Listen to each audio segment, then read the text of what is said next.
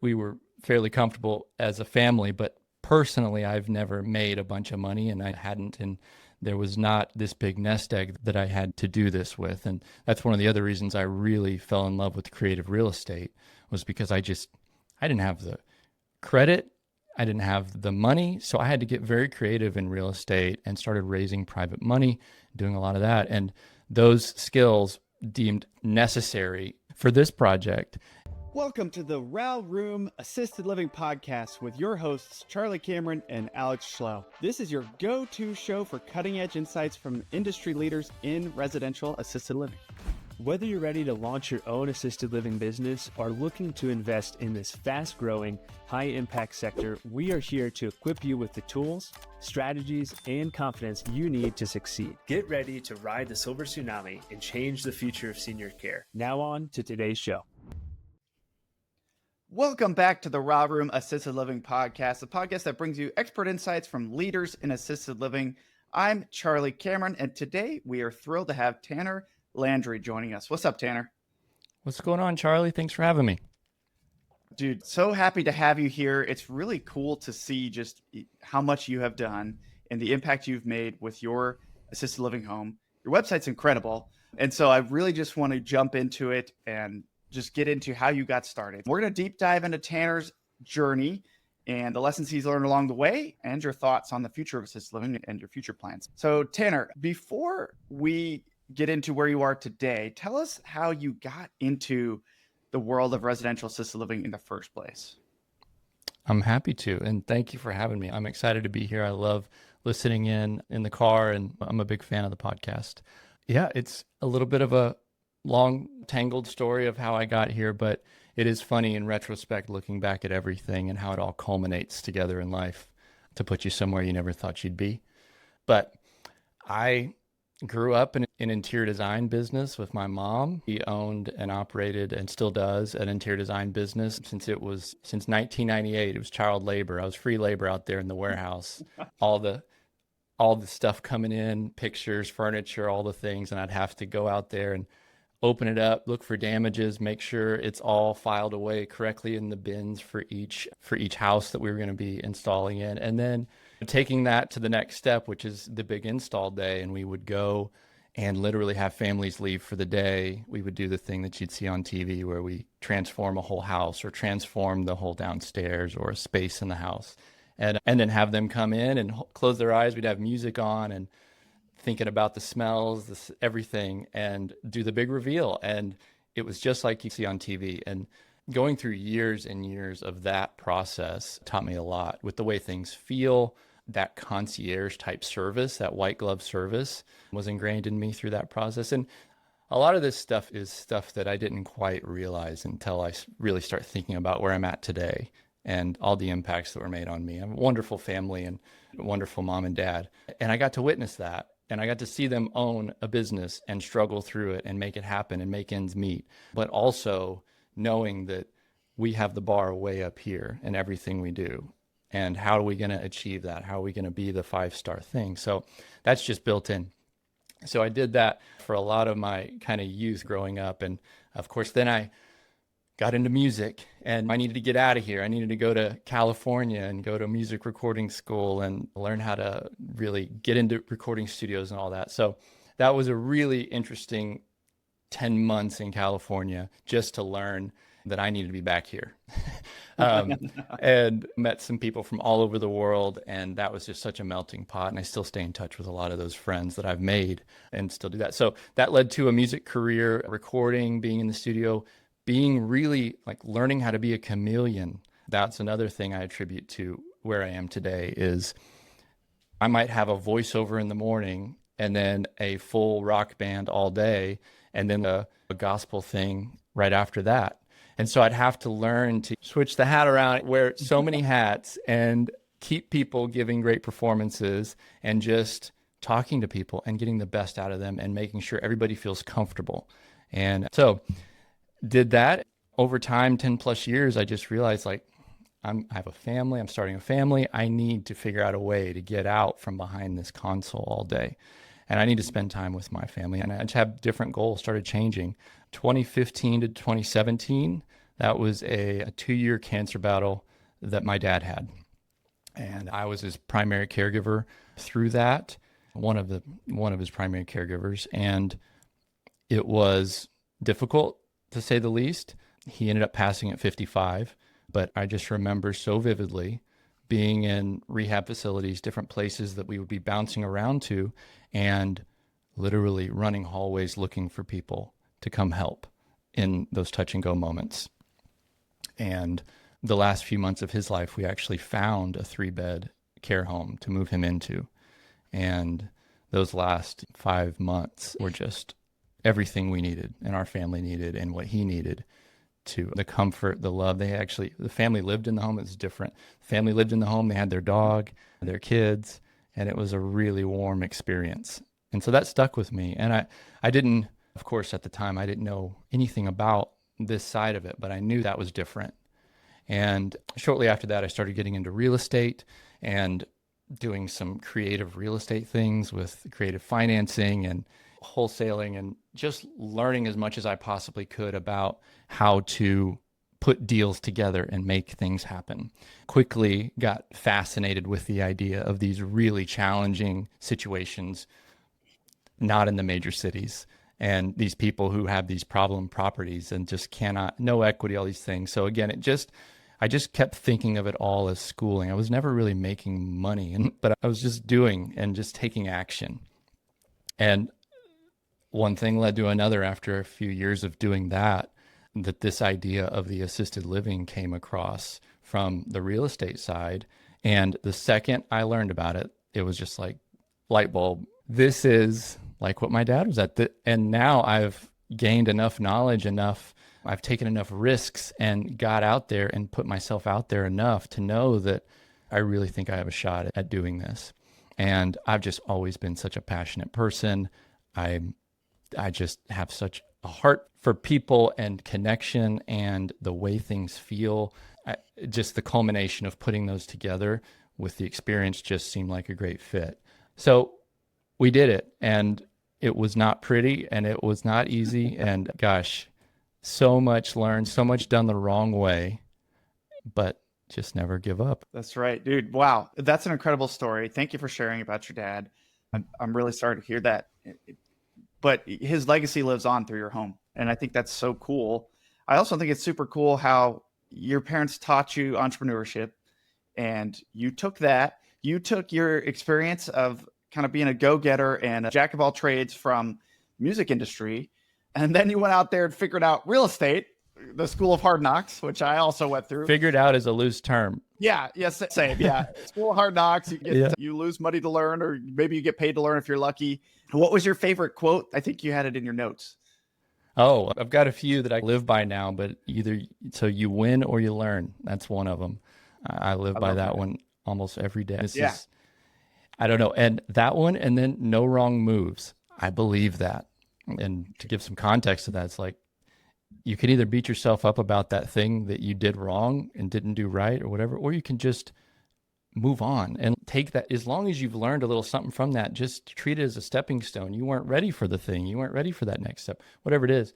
But I know I'm very quick to simplify things and just get it down to the base. Like I can strip back all the emotion. I can strip it down to no wrong moves. It's hard. It sucks. But yeah, what else are you going to do? The longer you dwell on something, I don't know if you know Hal Elrod. Oh yeah. The Miracle Morning. Miracle Morning. Yeah. I used to, when I was getting started in real estate, I would spend every morning, I'd get on my road bike for 10 miles at 5:30 and get out my journal. And gosh, if I could get back into that, man, I really attribute that 6 to 9 months where I was deep in that, into my, like the springboard into just that focus and determination. But I remember the story that he told where he was working in an office, I think it was with Cutco or something, and they had this, maybe you had 5 minutes. If you didn't get a sale, you had 5 minutes to have a pity party.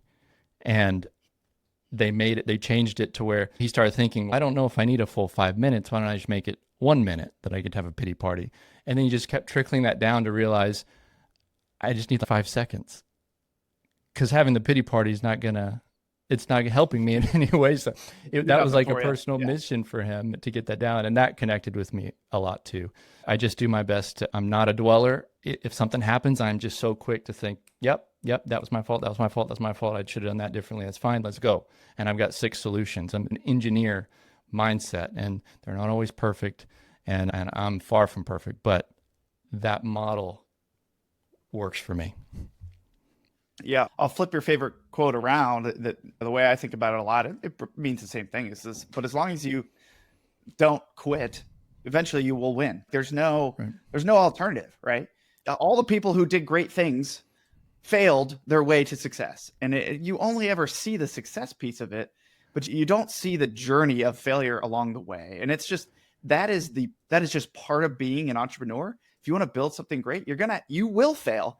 And you'll continue to you'll learn, you'll tweak, you'll get better, and eventually you will succeed. And I think that's powerful. I agree, man. And the last couple of years for me have been a journey of appreciating the journey. I used to be very eyes set on the goal, the thing. I have to get there as quick as I can. I have to get on the top of that mountain and see that view as quick as I can. And I can't tell you how amazing it is to live life every day now in the journey, in the little wins, in the little challenges.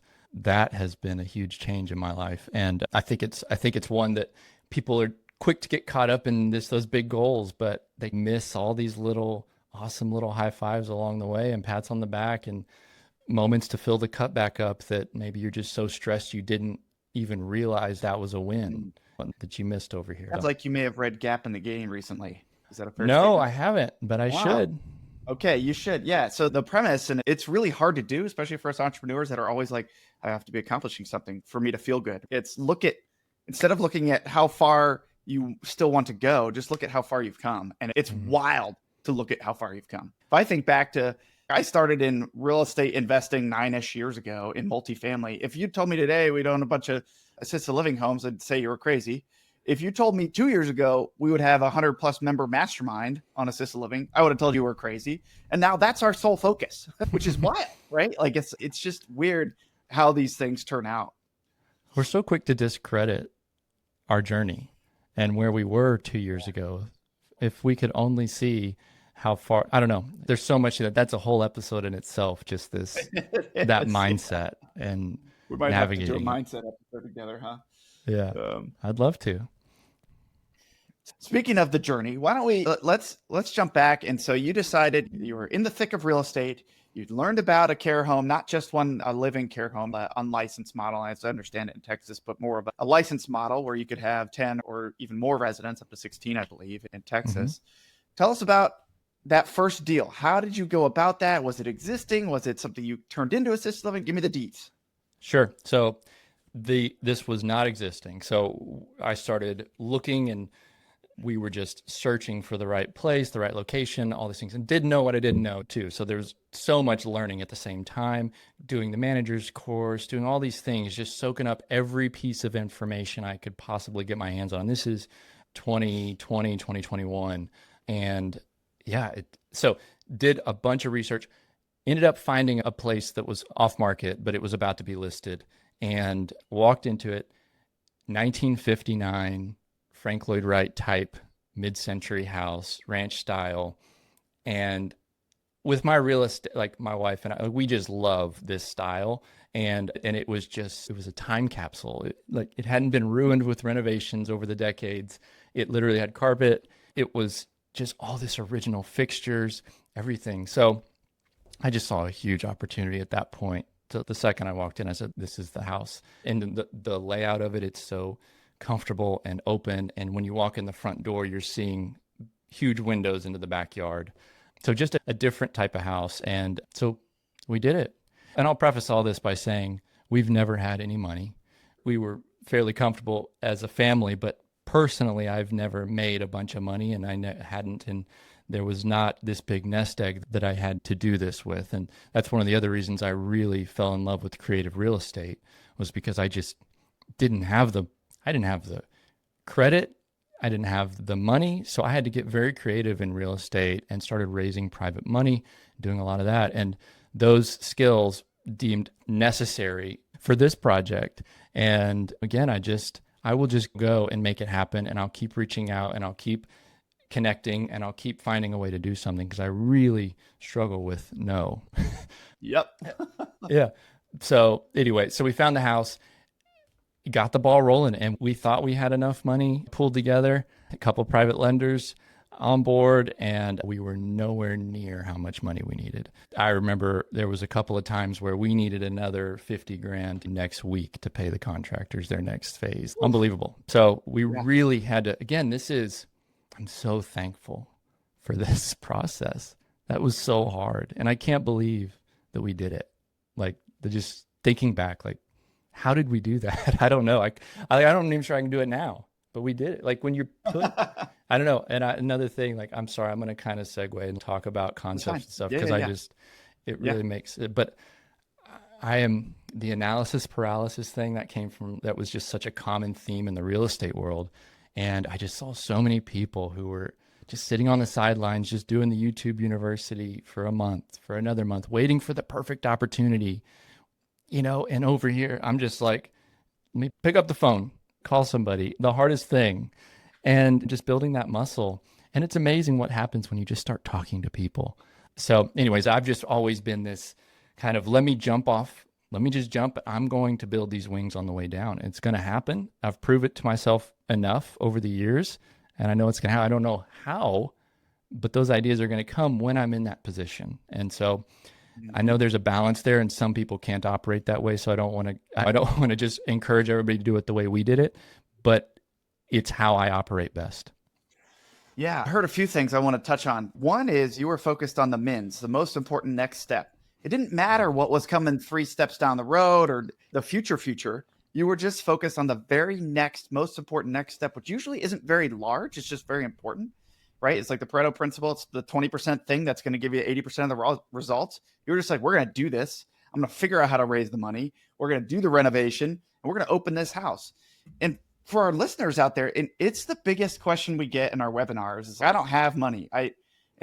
So I can't open a home. Like, how am I supposed to do it? I'm like, exactly what you said, maybe with a little bit more preparedness, but hey, anybody, what's so cool about this industry and this model is you can bring your friends along, they get paid along the way, and they get to be a part of something incredible. Frankly, this model sells itself. Because you're not like, I'm building another Airbnb and have some crappy guests, or we're doing more multifamily. No, we're like more rentals or something. Seniors, the way they should be cared for. And people can get behind that so easily.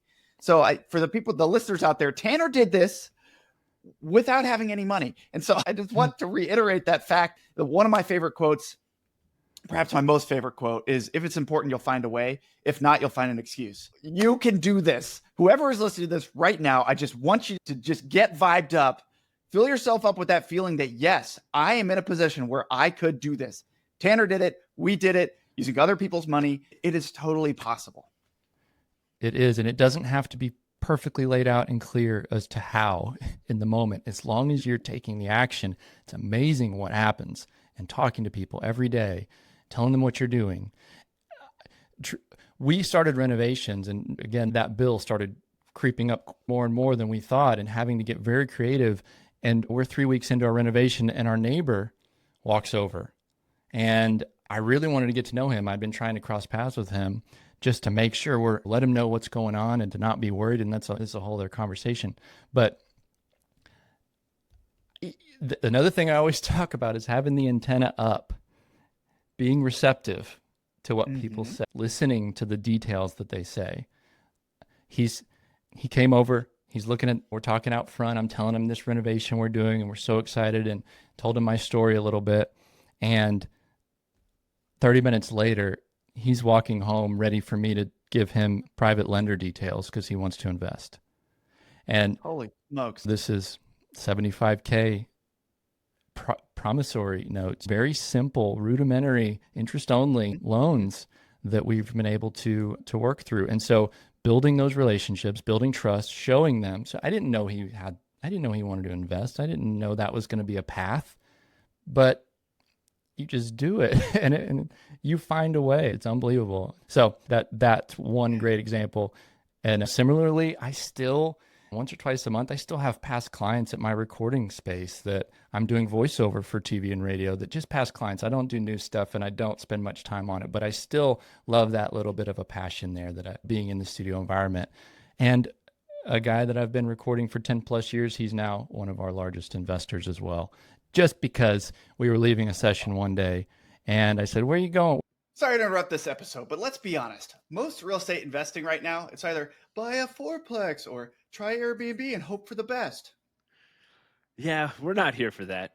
We're here to show you what we believe is the most overlooked high cash flow real estate strategy in the game right now. You guessed it, residential assisted living.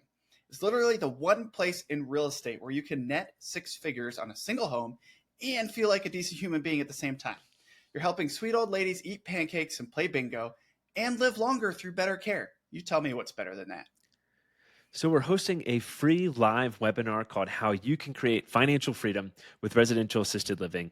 No fluff, just value. And it's happening at 8:30 p.m. Eastern Time, 6:30 Mountain Time. No excuses. It's online. Put on sweatpants. We won't judge.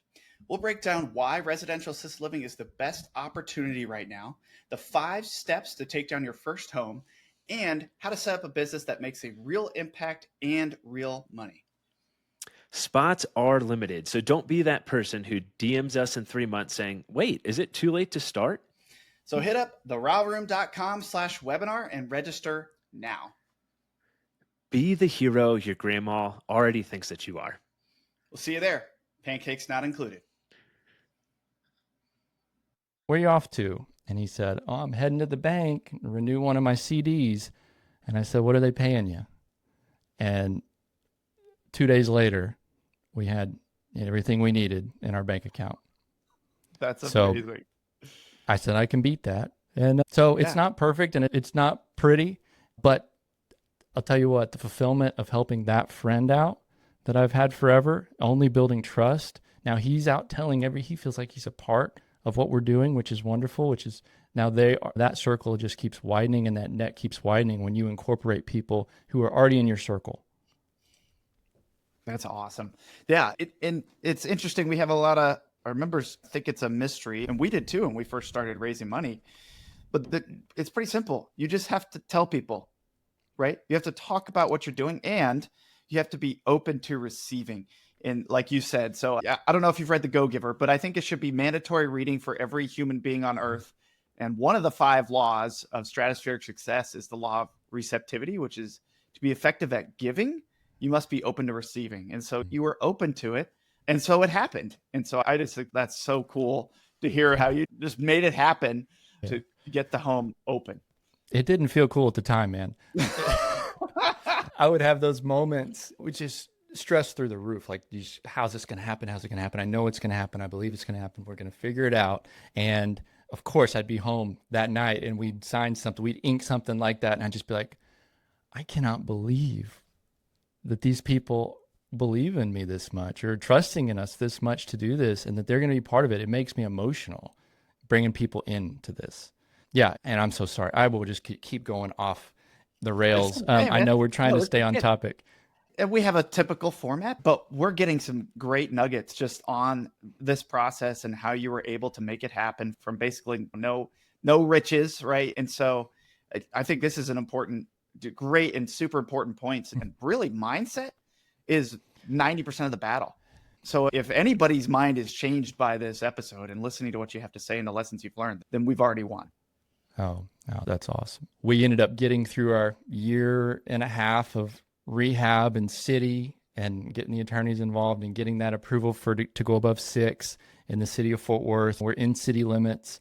So that went pretty well to take a couple of months to get through that.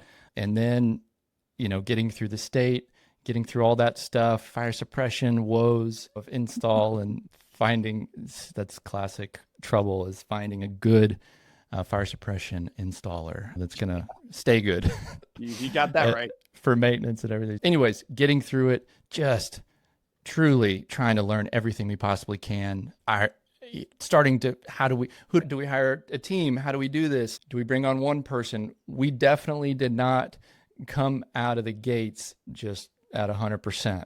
It was, the house is ready. I kept And to your point that you were speaking to earlier, I know the other side of this kind of analysis paralysis pretty well. Or not necessarily analysis paralysis, but doing the easy thing first. That is my default. I will do all the little minutia dance. I'll tap dance around the hard thing and I'll knock out all the little things when I should have just picked up the phone and done that thing. So that's been a practice that is not natural to me. Some of you might be able to relate with that. Yeah. So yeah, it is amazing what happens though 2 minutes after you have that, to accomplish that tough thing and just do it and knock off the big thing on the to-do list.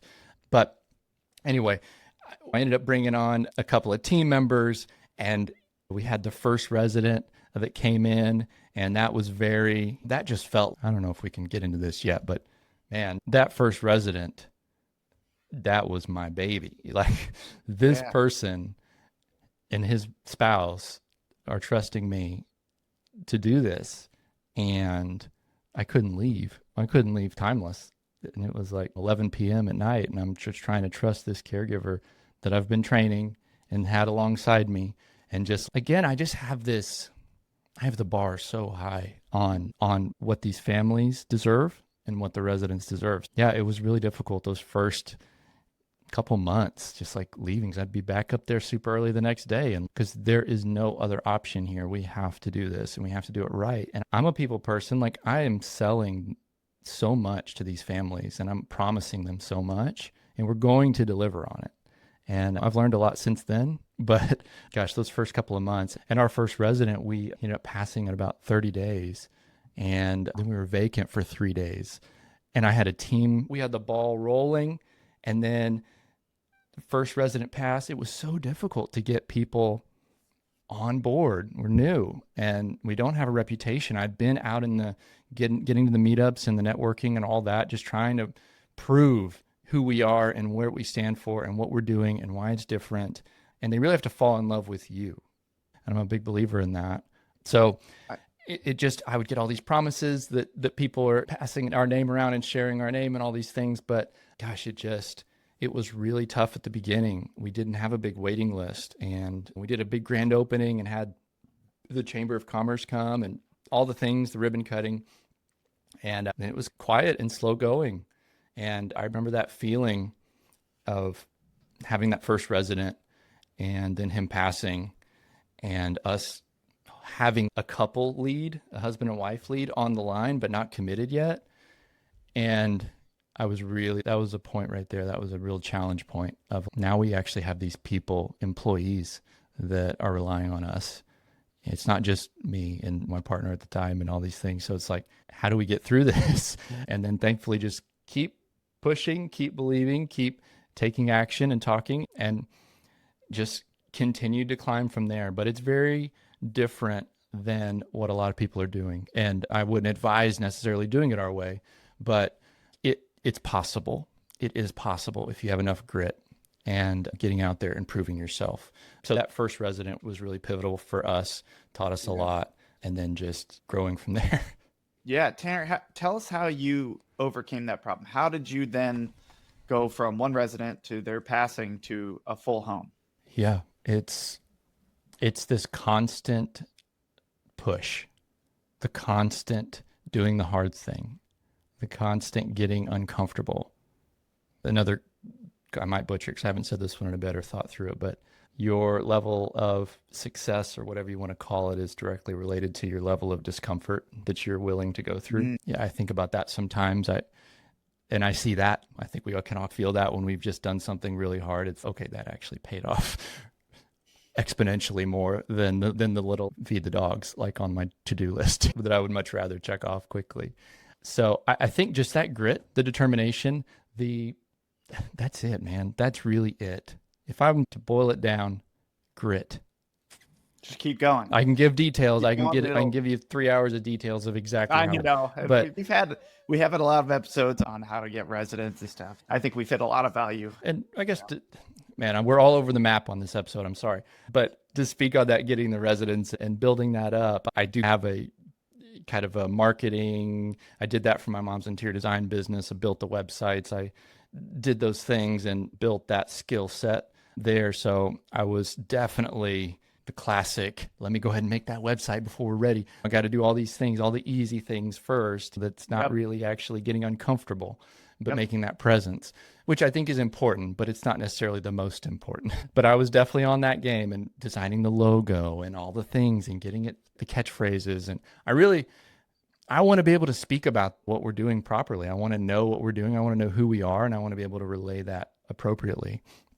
So I do get hung up and obsessed on those things. And so building out that website and doing all that, and then the Facebook page, and then the Google profile and all those things. And so I would say that's how we did get a lot of traction at the beginning, was just staying very top of mind on social media and all those things. But yeah, there's a lot that comes together, and just getting residents is tough enough, but managing the team and building a team to support that at the same time, and fully understanding finances and administration and payroll, and what are we going to use to clock in and clock out? How are we going to, what about child support for our team? How are we going to pay that? Like, how there's these things would just pop up and pop up. And yeah, there's a lot, there's a lot to A it. lot. Yeah, Yeah. for the listener, there's more than one business in assisted living. It's not like I'm starting one business. No, you've got the real estate side of it. Once that's done, right? But you do have to do that piece of it, and the lending and the renovation or the new development. So that's one business. We call that acquisition, right? Getting the home and getting it to where you need to be licensed. Then you got operations, which is undoubtedly difficult, right? Now that comes down to hiring the right who's to then eventually get yourself out of the business and be the CEO like your position to be. But of course, it's a serious operation, right? Because we're talking about people's lives, and you want to give them the best possible care in their last few years. And then the third thing is, people hate to hear it, marketing. You don't have a business unless you have someone to serve. And in this case, it's the residents and their families. So you have to get that word out there. It is surprising how many homes don't have much of a presence. Your website, like I was saying before we started the episode, is incredible. So great job. Absolutely love it. But yeah, you got to get that online presence out there. I did something you said about how I was doing all the things that weren't important, like initially. It is funny. I find this kind of hilarious, but I did the exact same thing when I was a new entrepreneur, which was I started my entity and I got a logo. Look at me. Woo, I'm legit. Yeah. No, that was nothing. That was literally the easiest pieces, right? Yeah. I feel like you did a lot, but really Yeah. you're avoiding the big rocks, right? It's Yep. all about moving that big rock, that 20% that will give you 80% of the results. And so that's that. In this case, it's getting the word out there, not just creating the website, but how are you going to get people to the website? Who's going to see it? How are they going to Yeah. find it? It's getting that word out there, or social media, or whatever way you want to push your home to the public. Sure. On that note, I can say I'm a believer in the online presence and the Google profile. And that's something that I put a lot of energy into still. Now, of course, getting reviews is great, and you want to get as many of those as you can. But a lot of people don't know, like, you can actively post like you can on Facebook on your Google profile. So I do that at least once a week. You want to And hear a secret? yeah. You can use a Zapier automation to just copy all your Facebook posts to Google My Business. I like that. I Okay. learned that from being a real estate agent, where that was Yeah. also the Google My Business profile was also super important. Okay. Yeah. I used the heck out of Zapier back then. It's been a while. Oh man, get back on it. I love it. Zaps. Yeah. Yeah. But I think that's huge. I think that's a free, simple thing. And I do treat, like, I have that link to my Google profile saved in my notes. And that is the thing I share with people. I don't share our website. I share our Google profile. That, to me, Oof. I feel like I heard you say this, or somebody else on your podcast says, like, the front door of your business. I think you had a guest recently that said that.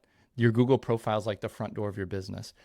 And that was like, yes, that is so true.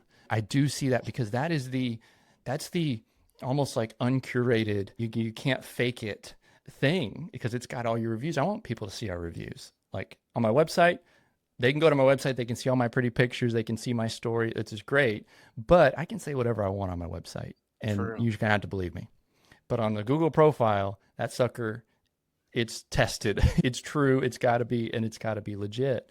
And so I really see that as our number one spot to send people. I love that. I love that. Tanner, here's a tactical question for you. How do you approach asking for reviews?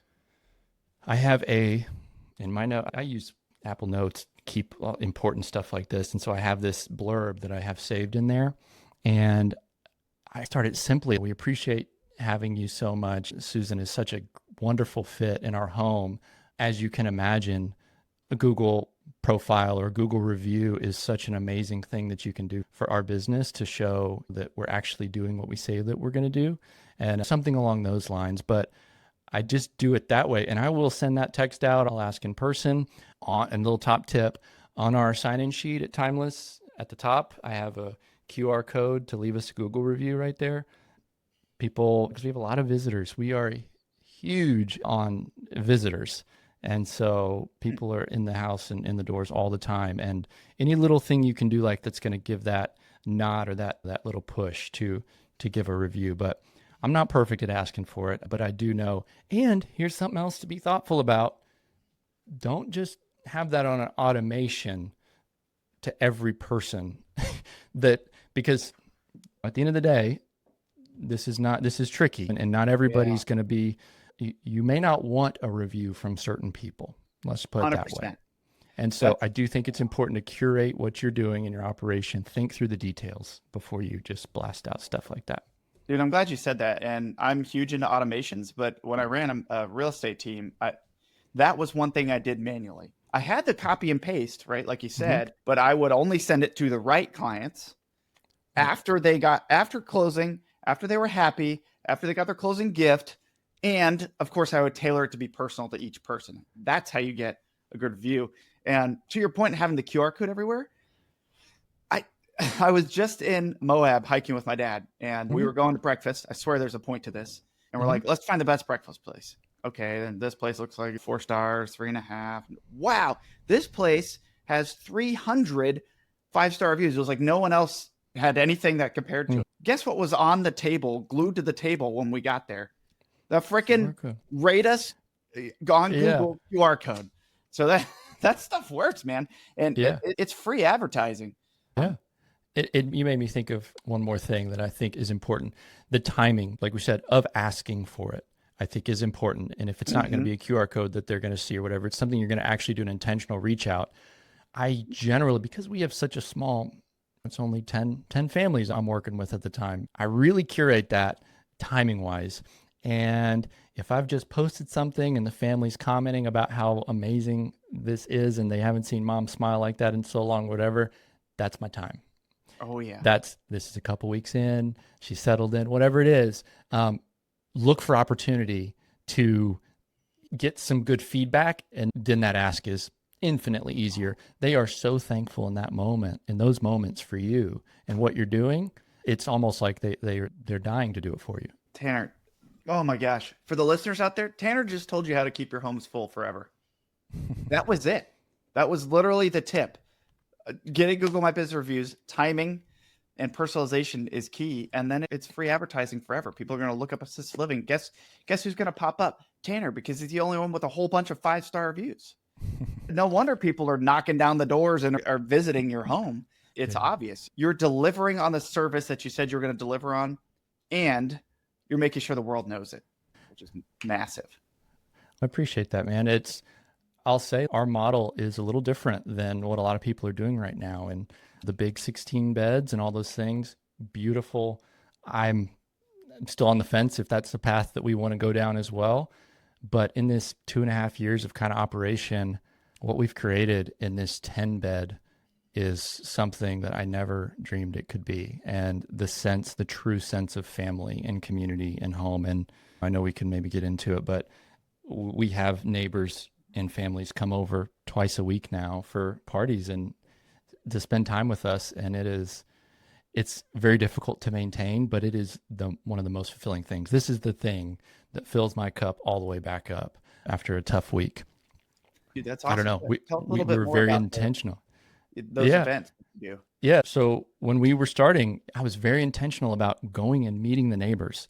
I know how it feels to have something come in the neighborhood that you're questioning. Was this low-income transient housing? What's going on here? And I wanted to go bust that myth as quick as we can. So I quickly learned we had a very tight-knit kind of self-run HOA thing in the neighborhood, and very passionate people. And I just kept putting myself out there. They do monthly wine nights that bounce around everybody's houses, and I would plug myself in and go participate, and then hosted one at Timeless before we had residents. So it was like I had 40 neighbors in the house in our brand new, fully renovated mid-century house, and I wanted them to see it, and it was beautiful, and everybody wanted to move in. That kind of an experience to really bust the myth of what we're doing here. This is not a nursing home. This is not a big box assisted living. This is very personal, high level of care in a setting that you're not going to find anywhere else. And that really broke the ice with the neighborhood. And now our kind of president of the neighborhood, she's over most Saturdays with us. One of our neighbors now volunteers at this Party with Pam every Wednesday at 2:00. She comes over. Everybody truly loves on each other, and the neighbors get to know each other. The families get to know the neighbors. What it's really become is a support group for our families who are struggling, because they get together now and talk about their moms and what they're seeing in dementia and changes and all these things. And I'm telling you, just being at those, I interact in those. I won't normally do the craft or anything. Usually there's always a craft or an activity or something happening. I won't do that, but I'll just make sure I'm just there making sure everybody's comfortable, and we've got water and we've got drinks. So those Saturdays and those Wednesdays now with the Party with Pam coming over and the neighbors coming over, it's really become a support group for our families. They get to come and talk about their moms and how things are changing and dementia, and everybody's loving on everybody, and they're all wearing their Timeless shirts. And it's just, awesome. It's unbelievable. It's another little marketing trick. Have an interesting logo. We're unique here. So we have just the Timeless. This is what I put on our shirts and our sweatshirts, and we just give them out to families and friends, and everybody wants them. And because it doesn't say care homes or assisted living on it, they wear it like it's a cool brand, and people are asking them constantly, what's Timeless? And so they get to tell about us. So that was just one little thing that worked out pretty well for our logo. But I don't know, those to me, those moments, I'm not always engaging, and I'm engaging, but I'm not always doing the activity or the craft that we're doing during those parties. I'm just hovering and making sure everybody's comfortable and talking with the families and the neighbors. And I just, at least once in each one of those, I just sit back and I just look at everything and just think, this is why we did this. Dude, that's awesome. That's so powerful. Okay, so now that you've created the perfect care home.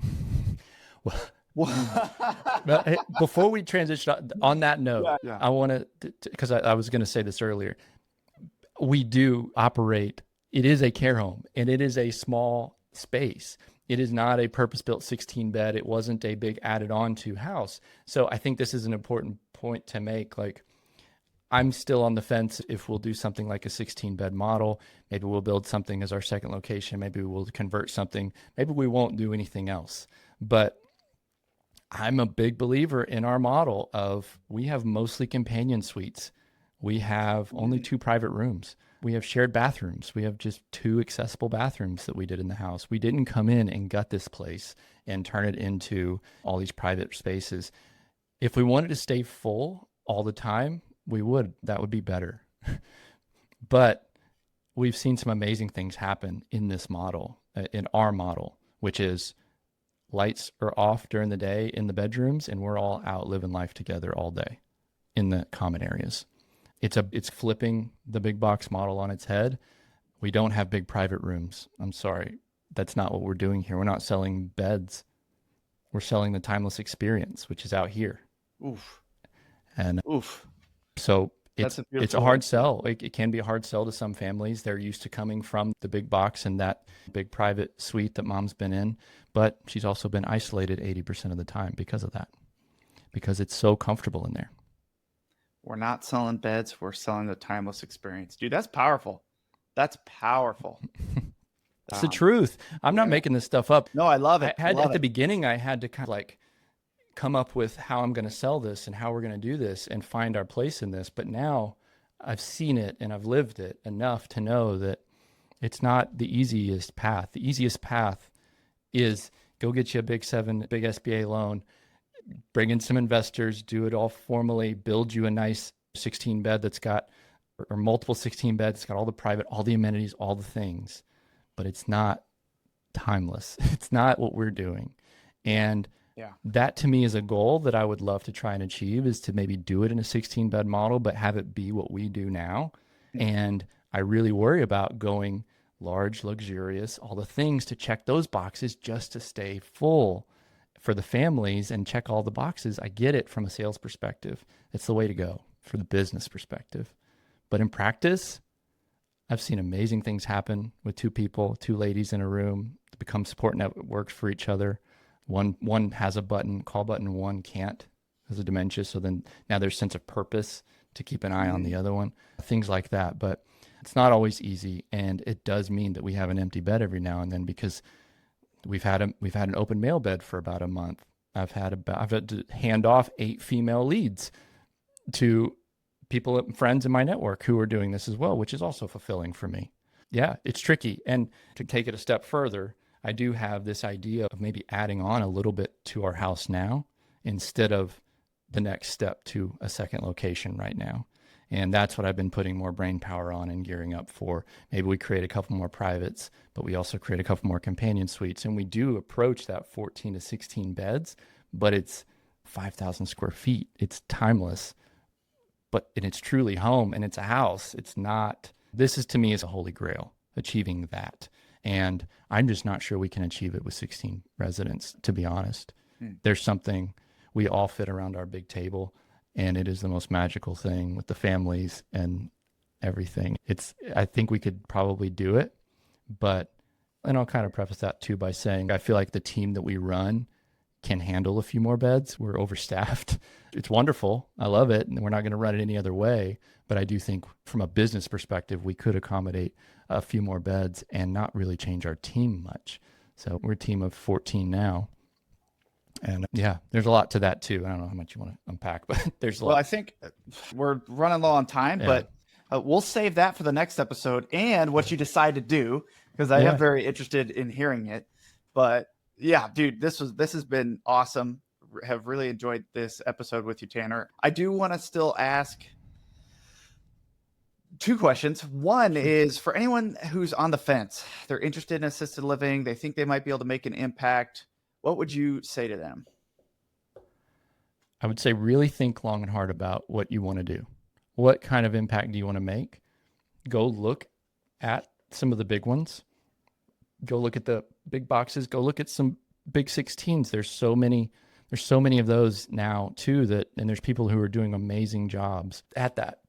And see what you like and see what you don't like. Think about the workflow of a day and what you want that to look like. How involved do you want to be?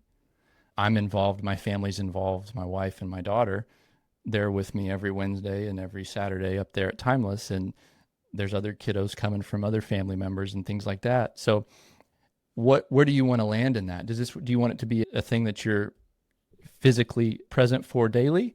Is it something you want to be able to do touch bases with your manager every day, a couple times a week, whatever that looks like? Just envision what that perfect thing is. This is things that I didn't fully get to think through. I just kept taking action. And of course, you don't know what you don't know. There is a level of just doing it and figuring it out as you go. But I would say, starting over, if I was doing it again, I would envision what I want to see happen. What's the feeling? Start with the feeling. Like that to me is powerful. Oof. Dang, dude. You had to end it on such a high note. I love it. All right, Tanner. So the last question is, if people are interested in learning more about the way Timeless does things, or more about you, or connect with you, what's the best way to do that? Yep. You can always reach me. I don't know should I say an email address or a phone number on here? If you'd like to, it'll be in the show notes. Sure. So my direct line is 817-975-8269. My email is tanner@timelesscarehomes.com. Yeah, and if you're in the DFW area, we've just started a group of rambunctious newbies and people who've been operating for a little while or just getting into it. Under construction, 16 beds, just operational 16 beds, everything in between. We started getting coffee recently, and now we're going around and we're touring each other's places. We're walking construction sites together. We're having a lot of fun. That's awesome. Yeah, if you're in the DFW area, reach out to me. I'd love to try and loop you in. We're a bunch of action takers who just need. I'm a huge fan of this. Just support each other. There's no reason to hold the cards close to the chest. And I'm not perfect and I don't have it figured out, but I can definitely help you from making a $50,000 mistake right now. Dude, I love that. I love the value first mentality and the willingness to share. And your phone's going to be blowing up next week when this episode publishes. Yeah, it might have been a mistake. Yeah, it's funny at the conference last week. I don't know how many people walked up to me. They were like, "Oh my God, hey, you're the guy from the podcast." I was like, "Wow, this is new. This is new to me." You're famous. There's a lot of listeners out there, man, and there's quite a few people in Texas. We have a lot of Houston members for some odd reason, but yeah, you're gonna get people coming to your home for sure. But I think that's great, man, because you have a lot to share and a beautiful model. And you're right. The more we can share it with others, the better off we'll be. Hey, I got to pat you guys on the back. You guys are doing a wonderful job. Y'all, great format. It's very educational and informational. I really appreciate you having me on. It's been an honor. This is super nervous to do stuff like this. I don't do it often, but I appreciate it, Charlie. Yeah, dude. Thank you so much for that. I appreciate the compliment and can't wait to have you on for the second episode and hear how the expansion went and how Timeless is doing. Thank you so much. Thanks, Tanner. Bye. Thank you for tuning in to the RAL Room Assisted Living Podcast. We hope you found today's episode insightful. If you enjoyed it, make sure to leave us a raving 5-star review. And a quick review helps more listeners find the show and more seniors get the exceptional care they deserve. And don't forget to subscribe so you never miss an episode. And just so you know, we have prepared some free resources for you to help you succeed in residential assisted living in addition to this podcast. Head over to theralroom.com, that is the RAL room.com, to download our free 10-step guide to launch your first or next residential assisted living home, or our 10 reasons to passively invest in residential assisted living ebooks. And if you're ready to take the next step and make real moves in the RAL industry, join us in the RAL Room Mastermind. It is an exclusive community where we deep dive into everything you need to launch and grow your own residential assisted living business. You'll get access to recorded courses, live calls with industry experts, a RAL calculator, resources and tools, like-minded entrepreneurs, funding opportunities, and an expert networking community to help you along your journey. Be sure to join us next time on the RAL Room Podcast as we continue to explore the world of residential assisted living with more great guests. See you then.